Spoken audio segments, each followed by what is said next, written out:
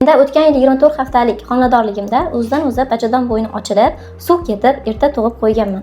Og'ir ko'targanimdan bo'lishi mumkinmi va shu holat yana qaytalanadimi? Xo'p, bachadon bo'ynini homiladorlik davomida qisqarishi va ochilib ketishi bu bachadon bo'yni yetishmovchiligi bilan bog'liq holat bo'lishi mumkin.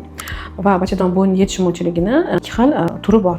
Bachadon bo'ynining uzunligi 35-40 millimetrdan kam bo'lmasligi kerak va homiladorlik davomida agar 27 dan kamaysa, bu bachadon bo'yni yetishmovchiligi deyiladi.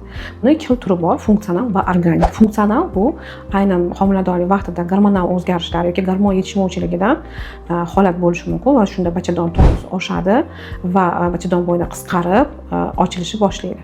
Bu ko'pincha o'sha progesteron gormoni yetishmovchiligi. Bunga sabab esa bo'lishi mumkin vitaminlar yetishmovchiligi, shamollashlar bo'lishi mumkin, qalqonsimon bez faoliyati buzilishi va hokazo. Ikkinchisi organik. Tug'ma bo'ladi. Bu bachadon bo'yni mushaklari bo'sh bo'ladi, zaif bo'ladi. Bachadon bo'yni mushaklari yaxshi rivojlanmagan bo'ladi va homiladorlik paydo bo'lishi bilan homila o'sgan sari homilani og'irligi bachadon bo'yniga tushadi va bachadon bo'yni asta-sekinlik bilan hech qanday ayolda og'riq bo'lmaydi, kuzatilmaydi va o'z-o'zidan ochilib, homila tushish holati kuzatilishi mumkin. To'g'ri, agar sizda o'sha sababi aniqlanib, davolanmagan bo'lsa, bu holat qaytalanishi mumkin.